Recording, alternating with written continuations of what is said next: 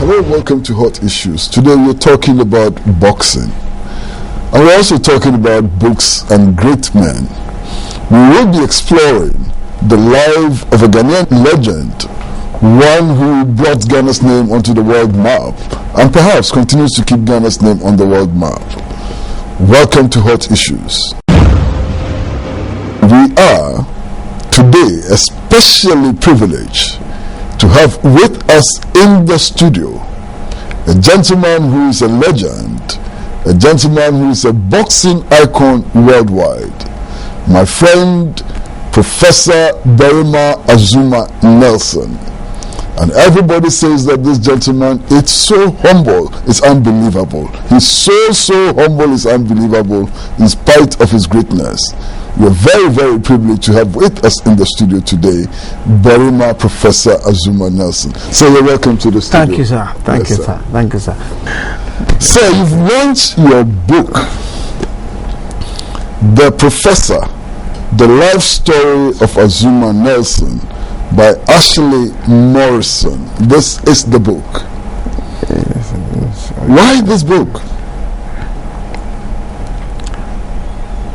Well, as you know, I'm a boxer, and I became a world champion, but before I became a world champion, nobody knows what happened, where I came from, what I've done, what I've passed through, the difficulties, the troubles, and I have to let people know. All the troubles, all the troubles, all the happiness, all the enjoyment. You see, I became a world champion. All you see is enjoyment. That but you have to. I want the people to know that nothing good comes easy. In fact, there's one of your troubles which is narrated here. It's rather long. And if you permit me, I'd like to read it. And if the producers would not protest, it's very long. This is page 39 of your book. It says, at the academy, Azumah would often sleep outside with the other boys training there. On one particular morning, while sleeping on a patch of ground outside, Azumah noticed some rubber in the doorway. As soon as he saw it, he knew that if he could sell it, he'd be able to eat, and so too with his fellow boxers. He lay there looking at the rubber, taking in who was awake and how he could not only grab it but also get away. The rubber belonged to someone. I did not know who. Grandma, who looked after us, made bread. So if hungry, a lot of the boys could get food. However, I knew that unless I managed to get money or food, I would not eat tomorrow. That is you. It is 5 a.m. and people are waking up. So I quietly stood up and on the tiptoe went to the room and carefully took the rubber, being sure to make no noise or wake anyone. But a man on the balcony saw me. I suddenly heard him coming down the stairs. Before I could run, he grabbed me and wagging his finger at me, he told me I was a bad boy. I wanted to run because he called his friend and they were going to take me to the police station, which was not very far away. Believe me, I said, I wanted to punch him and run. I then saw a policeman coming up the street, having finished his night duty. So I changed and started speaking slowly. Then when he wasn't expecting it, I started punching him in the ribs. He let go and I ran away. I did not go back for a week because I was afraid that if I did, I'd be taken to the police. Is this a true story? It is. True story. Very true story. Very true story. Me and my friend, grandmother, big bread. And so in the morning, we sleep under there's a story building, we sleep under. So in the morning, the grandmother give them food, so they don't worry about food. But I worry about what I'll eat tomorrow. And so I make my plans for what to eat tomorrow. And I saw the rubber, and I told them that, listen, there's some rubber here, we can take it and go and sell it. Yeah. So tomorrow morning we can get some money to eat. And they said okay. So we slept, and then I was watching the time, and then like 4 o'clock I called them there. If you wake up and go and take the rubber, and they feeling like lazy, and then I waited small, like 4:30. I called them again. They don't want to wake up, and I know that for them they don't have a problem. So I said okay. They can eat. Yeah. So I said okay. Let me go and take the rubber. So I went and took the rubber. When I took the rubber, not knowing, some guy is upstairs, taking the fresh air, so saw me. So when he saw me, he got down and came and grabbed me, and he said, "Do you know you're a bad boy?" I said, "Why you say I'm a bad boy?"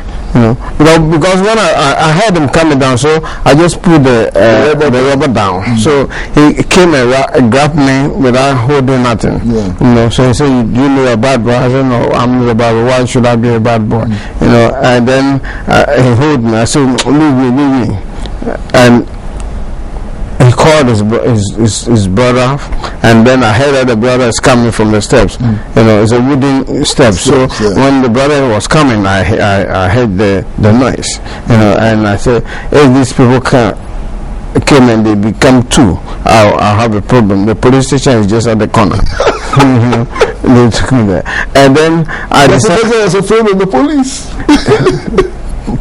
For police, everybody is afraid of police. So then I said, leave me. Before I came, I saw a policeman coming from the duty.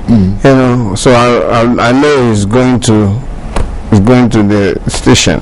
So I just slowed down, and I'm saying, "Oh, please stop, please, just quiet." And then I want the policeman to pass. Then when the police passed, I said, "Master, leave me."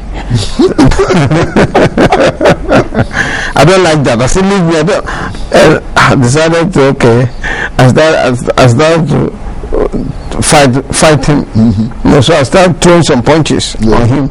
So when I threw the 1, 2, 3 punches, he left me, and he tried to fight, and I ran away. Since then I didn't come to the gym for like 1 week. And then 1 week later I came to the gym, and the owner of the rubber, she's a woman, she saw me, she's passing, she said, bad boy, and I made my face like, what I'm saying, then we continue. There are many interesting episodes like this in the book, but Professor, you could have become anything. You could have become a plumber, you could have become a mason, you could have become anything. Why did you choose boxing? That's why I've been telling everybody that God gives everybody talent, and if you are lucky and you saw the talent early, you can go through and achieve your aim. But my father loved boxing, so he took me to a boxing one night, and I saw 2 small boys fighting, and the one is a little bigger than the other one. So after the fight, I saw water from the small boy's face, and I thought the big guy cheated the small one. So I told my father to take me to the ring.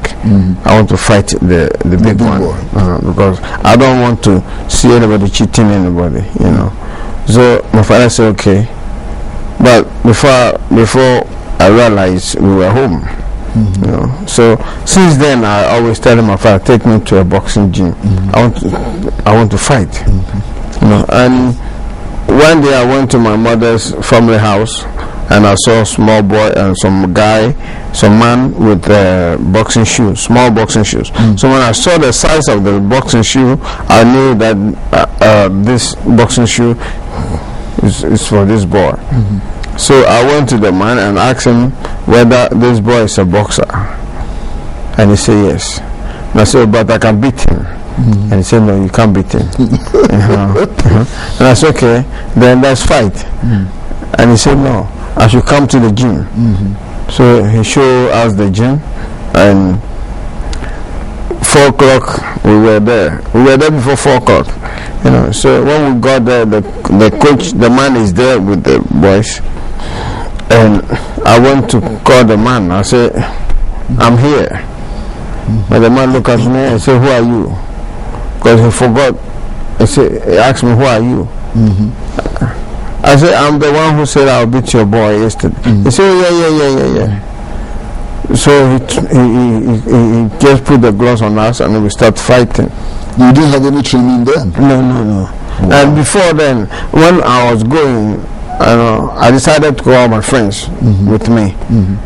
So I called my friends with me and then we went. So my friends are watching. When I threw the punch, the guy dodged and hit me. When I threw, he dodged, he hit me.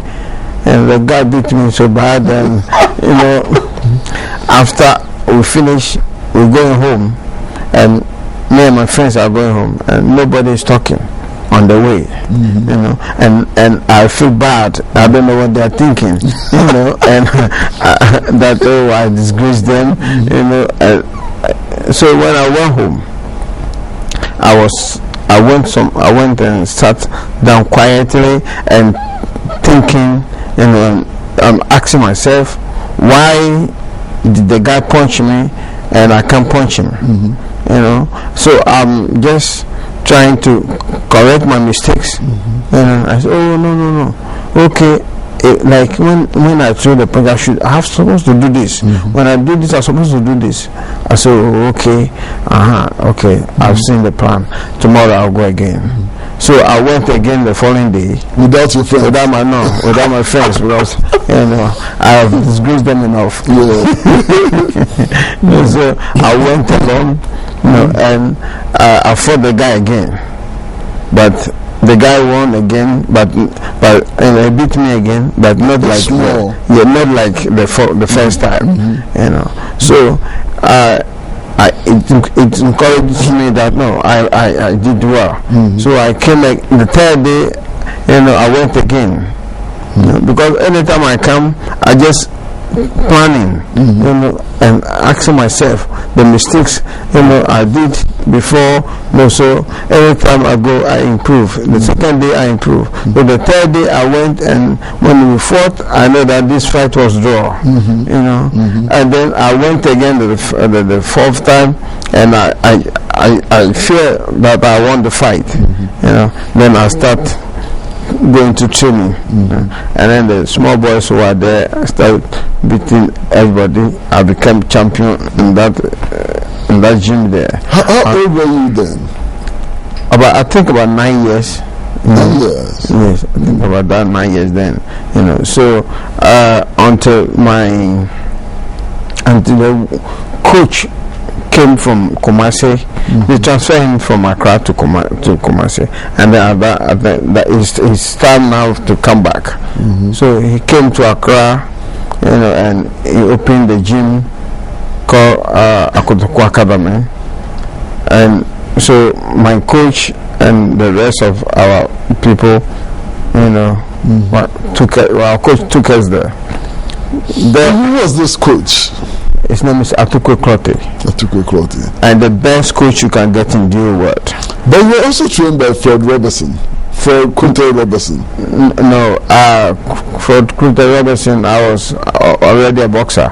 He just, is